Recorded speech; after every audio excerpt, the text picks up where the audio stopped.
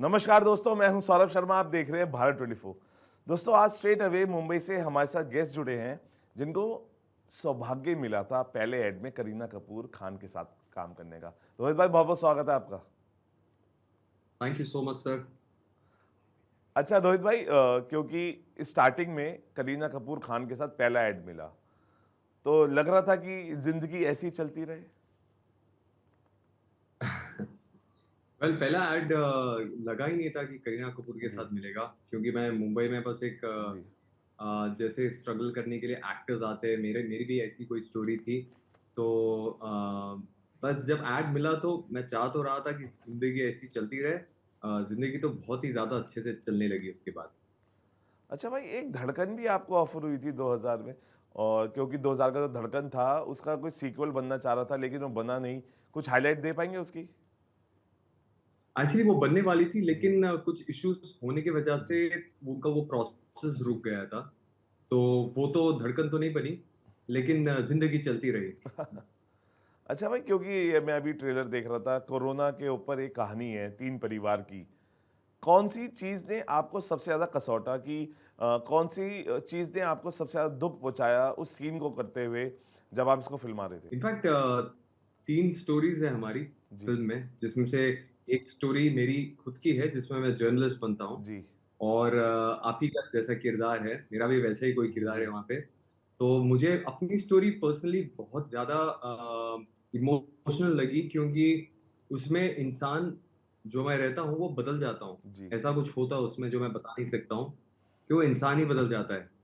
और वो जब मैं सीन कर भी रहा था तो मैं हर चीज अपने लाइफ से भी रिलेट कर पा रहा था। जी कोविड के टाइम पे आप तो जानते हैं कि हम सबके लिए जी इतना ज्यादा इंपॉर्टेंट टाइम हो गया था कि हम खुद बदल चुके थे, हमारी सोच बदल चुकी थी, हमारे इमोशंस बहुत बदल चुके थे। तो उस वक्त मेरा जो कैरेक्टर है आकाश, जी उसने बहुत कुछ महसूस किया है जिंदगी के बारे में। और वो जिस तरह हमारे डायरेक्टर ने उसको डायरेक्ट किया है, जिस तरह हमारे राइटर ने लिखा है, और जिस तरह वो शूट हुआ है, बहुत ही ज्यादा ब्यूटीफुल है। मैं खुद दो तीन बार देख चुका हूँ। हालांकि अभी जी मूवी आई नहीं है, बट जी मैंने थोड़े बहुत सीन्स देखे हैं जी। दो तीन बार, और मुझे बहुत ज्यादा कनेक्टेड लगा। सो आपको भी वो डेफिनेटली पसंद आएगा। अच्छा, कोरोना के बाद रोहित की जिंदगी कितनी बदली है? काफी ज्यादा बदली है। जी जो रिश्ते होते हैं वो बहुत ज्यादा इंपॉर्टेंट होने लग जाते हैं अपने माँ बाप के तरफ स्पेशली, क्योंकि बहुत ज्यादा अधिकतर टाइम कोरोना के वक्त मैंने अपने फैमिली के साथ बिताया है। जी और हमने इतनी सारी बातें की अपनी जिंदगी के बारे में। और जो वैल्यूज होते हैं, जो एथिक्स हो जाते हैं, जी अचीवमेंट, सब कुछ हासिल करना पीछे रह जाता है। सबसे ज्यादा जो मायने रह जाता है उस वक्त पे, कि आप जी। अपने करीबी लोगों से कितने करीब हो। और आपको ये लगने लग जाता है कि वक्त कितना इंपॉर्टेंट हो जाता है। तो मेरी जिंदगी बहुत बदल चुकी है। आई थिंक मैं बहुत काम हो चुका हूँ, कोविड ने मुझे बहुत कुछ रियलाइज कराया है। अच्छा सर, ये कहानी को हम अगर ये कह सकते हैं, it is slice of drama with heavy emotions. कैसे इतने इमोशंस को आप संभाल पाए इसको शूट करते हुए? बहुत डिफिकल्ट था। जी इनफैक्ट हम जब शूट भी कर रहे थे, वो कोविड का बस एंड ही टाइम था कुछ उस वक्त। तो हम बहुत कुछ रिलेट भी कर पा रहे थे जब हम शूट कर रहे थे। जी और हमारी डायरेक्टर आरती वागडी ने इतना अच्छी तरह से जी हर एक सीन को डिस्क्राइब किया है। इनफैक्ट शूट करने से पहले हमने बहुत सारी रीडिंग की है, और रीडिंग में उन्होंने एक एक चीजों को इतना अच्छे से डिस्क्राइब किया है। और हर चीज इतनी रिलेटेबल है। तो आप जब जी मूवी देखोगे तो आपको लगेगा नहीं कि ये क्या दिखा रहे हैं, आपको लगेगा कि हाँ ये होता है जिंदगी में। वो तीनों स्टोरीज जी। एक दूसरे से बहुत अलग है। और सब में आपको पता चलता है कि ये तो आम जिंदगी में ऐसा होता है, ऐसे घटनाओं की वजह से आप इंसान बदल जाता है। तो इमोशंस तो बहुत थे, और जी बहुत मजा आया इसको प्रेप करते हुए भी मुझे। और जब हमने परफॉर्म किया है, जी आई थिंक एक मेरा बहुत इमोशनल टेक है जो आप देखोगे, जी। वो एक टेक में हो गया था। और उसमें मुझे रोना आ जाता है, ऑलमोस्ट जी। आंसू निकल जाती है। तो मुझे पर्सनली बहुत अच्छा लगा है वो। कहते हैं सर, जैसे चलती का नाम गाड़ी, ऐसी जिंदगी भी ऐसी चलती रहनी चाहिए। और क्या आपको वो दिन याद आते हैं जब 2 BH के अपार्टमेंट में आप पांच पांच लोग रहते थे? वो स्ट्रगल होता था, वो काम ढूंढने का जो आप जाते थे, और जिस तरीके से आप इतने बेहतरीन किरदार अब आपको मिल रहे हैं। सर मुझे बहुत याद आता है। जी इनफैक्ट मैं अभी अभी सोच रहा था कि चल अभी मैंने कितना भी कुछ अचीव कर लिया अपने लाइफ में, जो जी भी कुछ किया है मैंने, जी मेरा वो वक्त जो था मुझे सबसे ज्यादा पसंद आता है वो वक्त, जी, क्योंकि जब मैं मुंबई आया ही था तो एक जोश अलग ही होता है। जी, तो मुझे वो स्ट्रगल आज के डेट में अगर मैं सोचता हूँ तो उसके बारे में ऐसा लगता है कि हाँ मैंने कैसे कर लिया, बट उस वक्त में मुझे स्ट्रगल नहीं लगा। मुझे बहुत मजा आता था क्योंकि मैं ऐसे फैमिली में हैदराबाद में बहुत जी, रेस्ट्रिक्टेड था, मैं एक जॉब कर रहा था, फिर अचानक से मुझे इतना फ्रीडम मिला मुंबई में आके अपने आप को प्रूव करने का। तो मुझे मजा बहुत आने लग गया ये सब चीजें करते हुए। और मैं इतने आप अगर आपकी वाइब अच्छी हो, आप जी। सही लोगों को अपनी जिंदगी में अट्रैक्ट करते हो, तो चाहे मैं 5 लोगों के साथ उस 2 बीएचके में रह रहा था, लेकिन जो लोगों के साथ रह रहा था मैं, वो दिल के बहुत सच्चे और ईमानदार थे। तो जी। मेरी जो सारी जर्नी है वो बहुत खूबसूरत हो गई इसकी वजह से। जो डिक्टेशन क्लासेस भी ली थी हिंदी के लिए, वो भी अब काम आती है और इसी वजह से इतने बेहतरीन जो डायलॉग डिलीवरी है, वो कर पाते हैं। ज़रूर, ज़रूर। मैं हैदराबाद से बिलॉन्ग जी, करता हूँ। मेरी जी, हैदराबादी डायलॉग डिलीवरी और जी, हैदराबादी जी, जो थी अ, वो बहुत वक़्त तक रह रह चुकी थी मेरे साथ। इनफैक्ट मेरे एक सीरियल में मेरे डायरेक्टर मुझे हैदराबादी बुलाने लग गए थे। जी। वो मुझे ठीक करने लग जी, गए थे। तो वही शर्मिंदा होके मैंने फिर डिक्शन की क्लासेस शुरू की है। तो मैं सेट पे जाता था, 8-9 बजे निकलता था, लेकिन 6 बजे मेरे डिक्शन टीचर आते थे। मुझे चट्टानों में आग नाम से एक किताब लेकर, वो हम दोनों ज़ोर-ज़ोर से रात में पढ़ते थे। तो उससे बहुत हेल्प मिली है मुझे। अच्छा, क्योंकि सबसे बड़ी हीरोइन के साथ आपने पहला ऐड किया, सबसे बड़ी उड़ान स्पाइसजेट के साथ आप काम कर रहे थे, सबसे बड़ी कंपनी के साथ एचएसबीसी और डेल कंप्यूटर्स के साथ आप काम कर रहे थे। आपको लगता है कि क्योंकि बिज़नेस क्लास फैमिली आपकी है, कभी लगा नहीं कि खुद का बिज़नेस किया जाए, प्लान बी तैयार रखा है आपने या प्लान बी अभी ज़हन में है? Thank you. पहले तो इतना अच्छा इंट्रोडक्शन मुझे अच्छा लगा सुन के कि सबसे बड़े-बड़े चीज़ों के साथ मैंने काम किया है। वेल मेरी फैमिली बिज़नेस से बिलॉन्ग तो करती है, लेकिन वो बिज़नेस एक तरफ एक टाइम तक ही रेस्ट्रिक्टेड था कि जी, मेरे आने से कोई चेंजेस होने वाले नहीं थे। जी, मतलब पापा भैया कर रहे हैं वो। लेकिन मुझे था कि मेरे दिल में जो है कि यहाँ पे आके मॉडलिंग और एक्टिंग करूँ, तो मैं नहीं चाह रहा था कि मैं वो अपॉर्च्युनिटी खो दूँ। मुझे लगता है ज़िंदगी में अगर जो दिल में आप चाहते हो, आपको उस तरफ एक रिस्क और एक जी। ट्राई तो करनी ही चाहिए। तो मैंने यही सोच कर आया था कि अगर कुछ नहीं हुआ तो वापस हैदराबाद चले जाऊँगा, और कुछ है नहीं खोने के लिए, मतलब कुछ और कर लूँगा, बट एक बार ट्राई तो करूँगा। और वही सोचकर 2012 में मैं मुंबई आया, और आई थिंक अब मैं मुंबई छोड़ नहीं सकता। देखिए, एक बहुत फ़ेमस है संजय दत्त की जादू की झप्पी और आपकी भी इमोजी जो है वो हग वाली सबसे फ़ेवरेट है। तो सबसे ज़्यादा सुकून किसको हग करने में आता है, जब परेशानी होती है, जब से ज़्यादा खुश होते हैं? बहुत ही इंटरेस्टिंग क्वेश्चंस पूछ रहे हो आप। सर एक्चुअली मेरे घर वालों का एक फैमिली का ग्रुप है, जी। उसमें मैं जब हग भेजता हूँ तो मुझे बहुत अच्छा लगता जी, है। और हम रोज सवेरे उठ के बात करते हैं एक दूसरे से। जी, कोविड के बाद स्पेशली तो यही होने लग गया कि चाहे कुछ भी हो जाए, किसी का दिन अच्छा जाए या बुरा जाए, जी, लेकिन एक बार हम एक दूसरे से कनेक्टेड रहते हैं फैमिली ग्रुप में। तो वहां पे मैं बहुत हग्स भेजता हूँ, जबकि मैं बहुत एक्टिव हूँ सोशल मीडिया पे। मेरे जी, पापा मम्मी लोगों जी, के रिप्लाई बहुत कम आते हैं, लेकिन जी, मैं तो लगातार जी। उसमें बहुत ज्यादा जादू की छप्पी देता हूँ। क्योंकि भाई आप सबसे ज़्यादा रिलीजियस भी है, बहुत पूजा-पाठ करते हैं। क्या दुआएँ माँगते हैं सुबह उठते ही? क्या आपका दिनचर्या रहता है?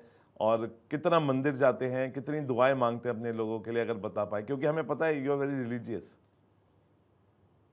हाँ सर। सो सर यहाँ पे आई थिंक करेक्ट करना चाहूंगा, मैं स्पिरिचुअल बहुत हूँ, जी, रिलीजियस भी हूँ, मंदिर भी जाता हूँ, लेकिन उससे ज्यादा मैं स्पिरिचुअल हूँ। मैं जी, मेडिटेशन रोज जी, करता हूँ। मेरा दिन शुरू ही होता है मेडिटेशन के लिए। जी, जैसा ही उठता हूँ मैं 1 गिलास 2 गिलास पानी पी के जी। सीधा मोमबत्ती लगा के मैं बैठता हूँ आधी वाओ! घंटा। वो मुझे बहुत हेल्प करता है माइंड को क्लियर करने के जी, लिए। और एक एक वो हो जाता है ना, एक बैलेंस हो जाती है लाइफ। दिमाग में जो कुछ भी है सब निकल जाता है जी। मेरा। और मैं खुद को और अपने माइंड को एक अलग एंटिटी रखता हूँ। वो सवेरे मैं एक प्रैक्टिस करता हूँ रोज मेडिटेशन के थ्रू। और किताबें बहुत पढ़ता हूँ, नॉन जी, फिक्शन जी, मुझे पर्सनली बहुत पसंद है। ये फील्ड में आने से पहले भी मैं जी। स्वामी विवेकानंद के वाओ! बहुत किताबें पढ़ता था। You are the creator of your own destiny जो उनका कोट है, जी। मैं आज भी उस चीज में बिलीव करता हूँ। तो ये सब प्रैक्टिसेस तो मैं करते रहता हूँ। That keeps me very spiritual. Spiritually आपने बताया आप विवेकानंद जी की किताबें पढ़ते हैं। स्पिरिचुअली किसी को सुनना भी पसंद है आपको? हाँ, मैं काफ़ी लोगों को सुनता हूँ सर।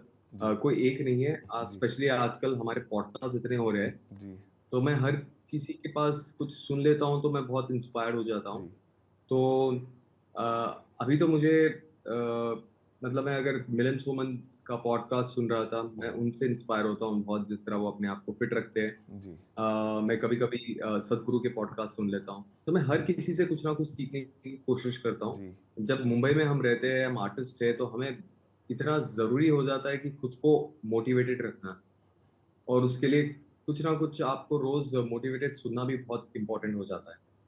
अगर आप एक्टर नहीं होते, तो रोहित क्या होते? आई थिंक टीचर होता। मुझे सिखाना बहुत जी, पसंद है। जी, अगर मैं अभी जिम में भी रहता हूँ तो आज मेरे किसी को कोई गलत फॉर्म से कुछ कर रहा था वर्कआउट, तो मैं उनको सिखाने लग जाता हूँ कि जी, नहीं, इसको ऐसा होता है। कोई मुझसे बस पूछ लेके क्या खाना चाहिए, तो मैं उनको जी। पूरा अच्छे से एक्सप्लेन करना चाहता हूँ कि इस तरह होता है। तो मैं अपनी लाइफ में जो कुछ भी सीखता हूँ, मुझे वो चीज़ सिखाना बहुत अच्छा लगता है। तो यदि अगर मैं एक्टर नहीं होता तो मैं डेफ़िनेटली कुछ ना कुछ किसी ना किसी को सिखाने लग जाता, एक टीचर होता। अगर आप क्योंकि आपके दोस्त बहुत हैं, इंडस्ट्री दोस्तों से कई बार भरी रहती है, आपके आसपास आपके साथ काम काम करने वाले बहुत अच्छे दोस्त होते हैं, लेकिन यहाँ की इंडस्ट्री की दोस्ती कितनी सच्ची है और कितनी झूठी है?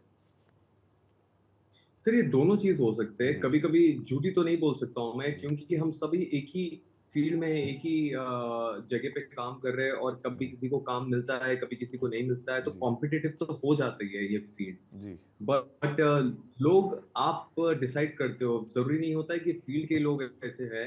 आपको वैसे तो कोई भी इंसान बाहर मिल जाता है जो जी, सच्चा नहीं हो सकता है। जी, तो मेरे तो मैं जो अपनी सराउंडिंग्स रखता हूँ हमेशा, वो सारे सच्चे दोस्त हैं, वो दिल के बहुत अच्छे हैं। और हमारे लिए एक्टिंग और ये फ़ील्ड एक लाइफ़ का एक छोटा-सा पार्ट है। जी, ज़िंदगी में बहुत सारी चीज़ें होती है, जी। ट्रैवलिंग चीज़ होती है, फैमिली हो गई, खुद का ध्यान रखना हो गया, बहुत कुछ हो गया है। Acting is one part. तो मुझे तो बहुत अच्छे लोग मिले, और या फिर शायद मैं अट्रैक्ट ही अच्छे लोगों को अभी तक जी। कर रहा हूँ।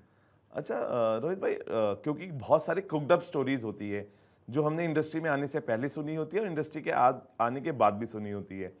कभी सुना है कि पार्टीज में जाइए रोल्स मिलेंगे, वहाँ पे इस तरीके के लोग आते हैं, पार्टीज करनी पड़ेगी अगर अच्छे किरदार चाहिए। जिम में जाइए जहाँ पे अच्छे अच्छे डायरेक्टर्स थे, वहाँ जाइए, वहाँ जाना पड़ेगा, आपको गैदरिंग करना पड़ेगा। तो कौन सी कुक्ड अप स्टोरीज आपने सुनी थी और वो जब आप आई इंडस्ट्री में आपको लगा कि हाँ ये तो सच्ची कहानियां हैं? हाँ, मैं बहुत बार जब जाया करता था तो लोग बोलते हैं कि ये पार्टी में जाओ, लोगों से मिलो। इनफैक्ट कुछ लोग तो मुझे बोलते थे कि आप खुद ड्रिंक करो, और उनको भी उनसे भी पूछो। जी, कई तरीके की चीज़ें, जब मैं मुंबई में नया आया था, जब मुझे पता नहीं था ये सब चीज़ों के बारे में, मैं सब कुछ सुनता था, लेकिन जी, मैंने कभी ये सब चीज़ें की नहीं अपनी लाइफ में, क्योंकि मैं ज़बरदस्ती कुछ जी, कोई और बन ही नहीं सकता हूँ। जी, आई थिंक सबसे अच्छी चीज़ मैंने की है मेरी बॉम्बे की जर्नी में, कि मैं जो इंसान हूँ मैं वही रह गया, बिल्कुल। और वही इम्पोर्टेंट है। हम खुद को बदल नहीं सकते हैं। और अगर आप हार्ड वर्क एक इंसान हार्ड वर्क करता है, अपने जी, क्राफ्ट पे काम करता है, और हाँ, थोड़ा बहुत दिख जाए हर जी, जगह, ज़रूरी नहीं कि वो पार्टीज़ में ही दिखे। जहाँ पे भी लोग आ रहे हैं, अगर दिख जाए, कोई बात करता है, तो सबसे ज़्यादा तो बाद में लोगों को आपका क्राफ्ट ही देखना पड़ता है। चाहे कोई किसी से भी मिले, अगर आपके आपके पास वो हुनर ही ना जी। ना है, तो आपको काम नहीं मिलेगा।